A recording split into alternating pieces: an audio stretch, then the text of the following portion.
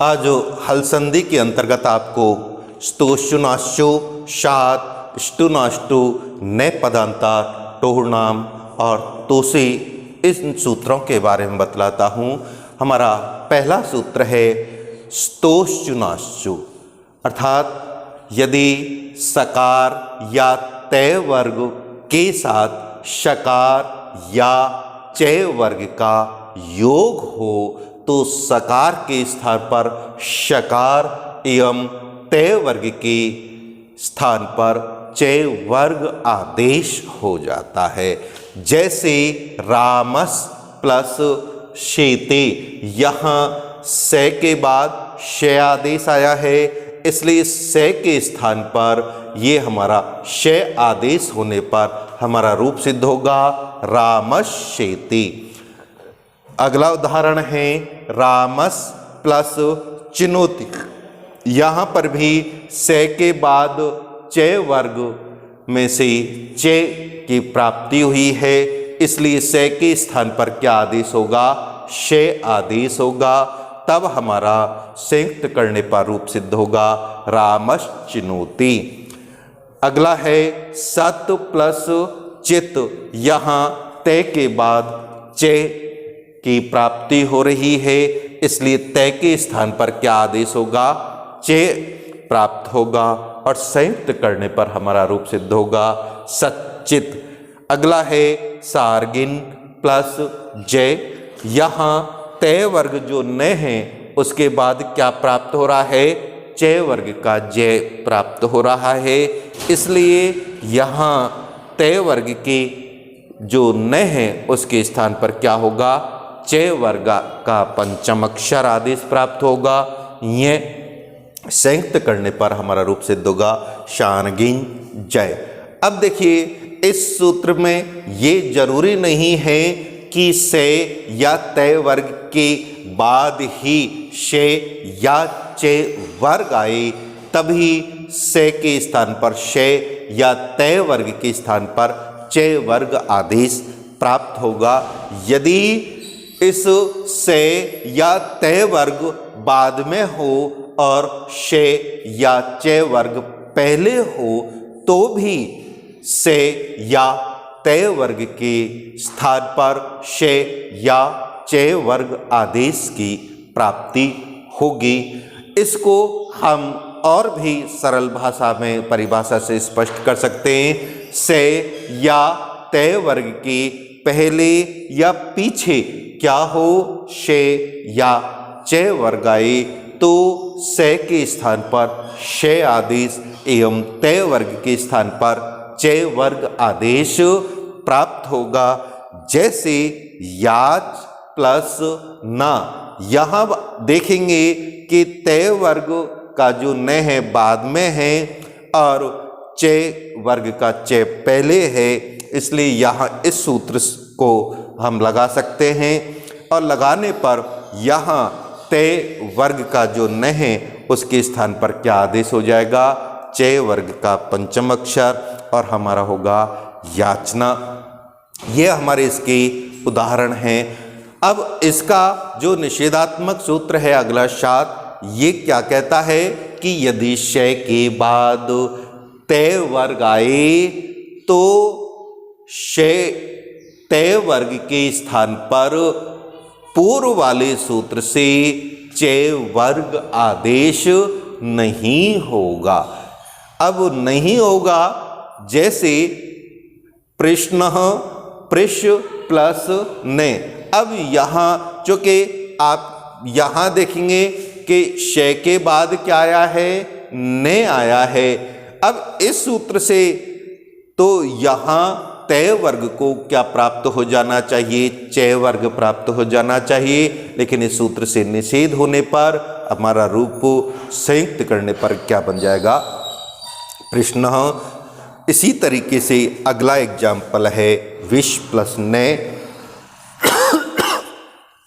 यहाँ पर भी शय के बाद तय वर्ग का जो पंचम अक्षर है न आया है, इसलिए तय वर्ग को हम यहाँ चय वर्ग आदेश नहीं करेंगे।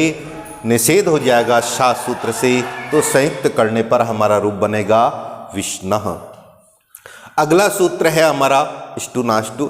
देखिए ये जो अभी मैंने पूर्व आपको पहला सूत्र समझाया था, यहाँ इस सूत्र में से यदि हम स्तोह ले लेते हैं यहाँ पूर्व में, तो ये सूत्र और भी अधिक पूर्व जैसा पढ़ा वैसा ही इस सूत्र को हम स्पष्ट कर सकते हैं। जैसे सकार या तय वर्ग के साथ सकार या तय वर्ग का योग हो तो सकार के स्थान पर सकार और तय वर्ग के स्थान पर क्या हो जाएगा, ये तय वर्ग आदेश हो जाएगा। अब यहाँ पर भी जो पूर्व सूत्र में हमने बताया था कि ये कोई जरूरी नहीं कि सकार और तय वर्ग बाद में ही हो, अब पहले भी हो सकता है, तो वहाँ पर इस सूत्र को हम लगा सकते हैं। इसलिए इसकी और हम सरल परिभाषा बनाएं कि सकार या तय वर्ग के पहले या पीछे क्या हो, सकार या तय वर्ग आए तो सकार के स्थान पर सकार और तय वर्ग के स्थान पर क्रमशः तय वर्ग आदेश हो जाता है। जैसे रामस प्लस षष्ठः, यहाँ हम क्या देखेंगे कि से के बाद क्या आया है, से, तो इस से को क्या बना देंगे, ये से बना देंगे और संयुक्त करने पर हमारा रूप होगा रामषष्ठः। इसी प्रकार अगला उदाहरण है रामस प्लस टिकते, तो यहाँ से के बाद तय आया है, इसलिए से को से आदेश करने पर रामस टीकते हमारा रूप सिद्ध होगा। अगला है पेश प्लस ता। अब यहाँ जो से के बाद हमारा तय आदेश प्राप्त हो रहा है, तो ऐसी स्थिति में इस तय को हम क्या बना देंगे, तय आदेश कर देंगे और तय आदेश करने पर हमारा बनेगा पेष्टा। अगला है तट्टिका, तो यहाँ पर भी तय के बाद क्या आया है, तय आदेश की प्राप्ति हो रही है, इसलिए इस तय को क्या कर देंगे, हम तय आदेश कर देंगे और संयुक्त करने पर हमारा बनेगा तट्टिका। अगला है चक्रिंढोकसे, यहाँ पर भी तय वर्ग के पश्चात क्या आया है, तय वर्ग आदेश प्राप्त हो रहा है, इसलिए यहाँ तय वर्ग का जो पंचम अक्षर है उसको हम क्या कर देंगे, तय वर्ग का पंचम अक्षर बना देंगे, तो हमारा रूप सिद्ध होगा चक्रिंढोकसे। इस सूत्र का जो अगला हमारा निषेधात्मक सूत्र है वो है ने पदांता टूर्णाम। ये क्या कहता है कि पद के अंत में यदि टे आए तो वहाँ उस टे के बाद यदि सकार या तय वर्ग आए तो पूर्व स्टुनाष्टु सूत्र से सकार या तय वर्ग आदेश नहीं होगा। ए नाम, नाम को छोड़कर यदि नाम आ रहा है तय के बाद तो वहाँ पूर्व वाले सूत्र से हम उस तय वर्ग को तय वर्ग आदेश कर सकते हैं।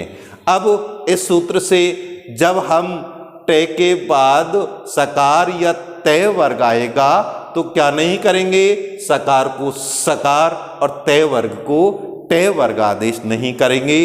अब नहीं करने पर जैसे उदाहरण के द्वारा हम स्पष्ट करें, सट प्लस संतः, तो यहाँ तय के बाद क्या आया है, सकार आया है, तो ऐसी स्थिति में हम यहाँ पूर्व सूत्र से को से आदेश नहीं करेंगे, तो संयुक्त करने पर हमारा बन जाएगा सट संतः।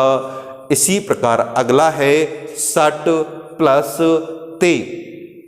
अब यहाँ पर भी हम देखेंगे कि तय के बाद क्या आया है, तय वर्ग का तय आया है, इसलिए हम तय वर्ग को इस सूत्र के द्वारा निषेध होने से तय वर्ग आदेश नहीं करेंगे, तो संयुक्त करने पर हमारा बन जाएगा सट ते। इसी प्रकार इस सूत्र का अगला निषेधात्मक एक और सूत्र है तो सी। ये क्या कहता है, यदि तय वर्ग के बाद हमारा क्या हो, से आए तो इस तय वर्ग को इष्टुनाष्टु सूत्र से क्या नहीं होगा, टे वर्ग आदेश नहीं होगा। अब टे वर्ग आदेश नहीं होगा तो इस उदाहरण से हम इसको और स्पष्ट करें, जैसे सन प्लस षष्ठः, यहाँ ते वर्ग का क्या आया है, पंचम अक्षर अर्थात ने, और ने के बाद क्या आया है, से आया है। अब से आने के कारण इस तय वर्ग को हम पूर्व सूत्र से हम टैग कर सकते थे, लेकिन इस सूत्र से इसका निषेध कर देंगे। तो निषेध करने पर यहाँ तय वर्ग को टय वर्ग आदेश नहीं होगा, और नहीं होने पर इसको संयुक्त करने पर हमारा रूप क्या सिद्ध होगा, सन षष्ठः। ये हमारी हल संधि के कुछ सूत्र हैं। धन्यवाद।